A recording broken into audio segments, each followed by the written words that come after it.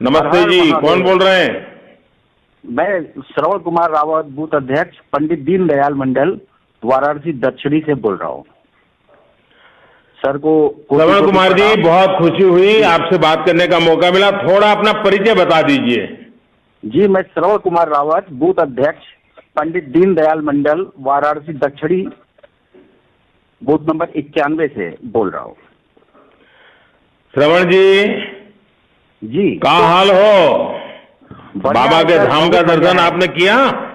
जी हाँ, परिवार समेत बाबा के धाम का दर्शन किया हमने। बाबा विश्वनाथ जी के धाम के नव निर्माण के लिए मैं आपको नमन करता हूँ। पूरा परिसर बहुत दिव्य अलौकिक दिखाई दे रहा है इस समय सर। विश्वनाथ धाम के लोकार्पण के बाद दर्शनार्थियों की भी संख्या में भारी वृद्धि हुई है। फल फूल बेचने वाले भाइयों से लेकर बड़े बड़े होटलों को व्यापार बढ़ाने का अवसर मिल रहा है सर।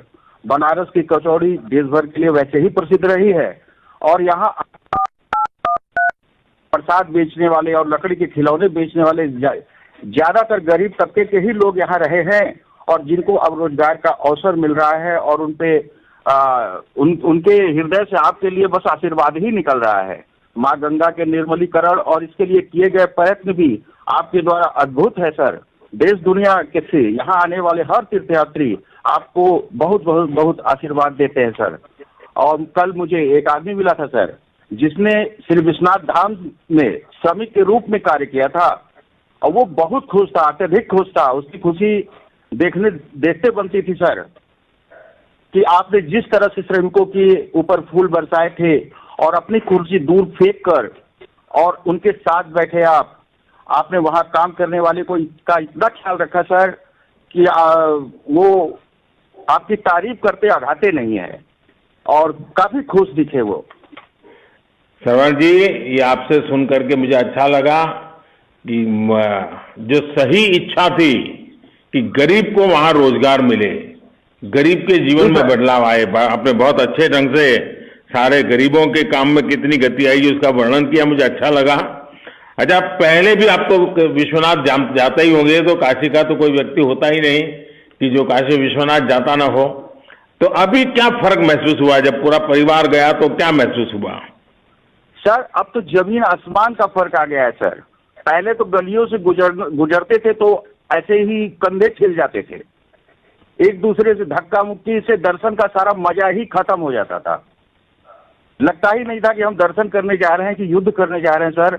लेकिन आज तो वो दिव्यता, वो भव्यता दिखाई देती है सर कि देखते ही बनता है। मेरा परिवार बहुत खुश था। आज से पहले भी मैं दर्शन करने जाता था वहां सर, लेकिन वो भव्यता, वो दिव्यता और उस तरह किससे हम दर्शन नहीं कर पाते थे जैसा दर्शन आज किया सर।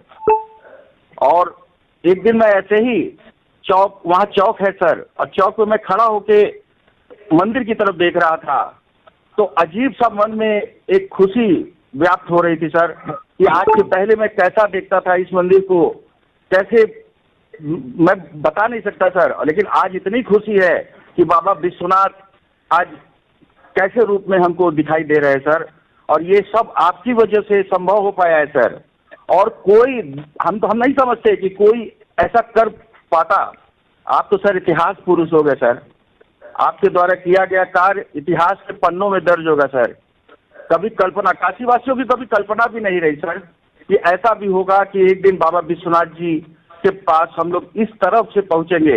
हम लोग जाते थे सर, रंग भरी एकादशी को दम घुटने लगता था सर, जैसे लगता था कि हार्ट अटैक हो जाएगा। और आज इतना दिव्य, इतना भव्य परिसर है सर कि देख करके लगता है कि वाह, बस मुंह से केवल बस एक ही चीज निकलती है कि भगवान आपको, महाकाल सदा आपकी रक्षा करे, हर मुसीबतों से आपको बचाए और हमारे बीच आपको हमेशा रखे सर। आप तो मेरे काशी के देवतुल्य सांसद है सर, और मैं क्या कहूँ सर, आपके लिए कोई भी वर्ड अगर मैं बोलूंगा, कोई भी शब्द बोलूंगा तो वो चोटी पड़ेगी। श्रवण जी, आप एक बूथ के प्रेसिडेंट हैं, लेकिन जिस गहराई से आप बात को बता रहे हैं, मुझे बहुत खुशी हुई कि एक बूथ लेवल पे मेरा एक कार्यकर्ता इतना सजग है, इतना व्यापक उसकी दृष्टि है। और श्रवण जी, मैं तो देख रहा था कि आप इतने भावुक होकर के बोल रहे थे, तो ऐसा लग रहा था कि मैं आपके लिए मैं कैसे आपके आपको बोलने के लिए मेरे पास शब्द ही नहीं है सर, कि मैं जिसका क्या बताऊं सर, मैं कुछ नहीं बोल पाता आपके लिए कि आपने क्या किया, कैसे जी किया, ये जो कुछ भी है ना, ये सब बाबा की कृपा है। नहीं सर, आप तो साक्षात बाबा की कृपा के बिना कहाँ कुछ होता है।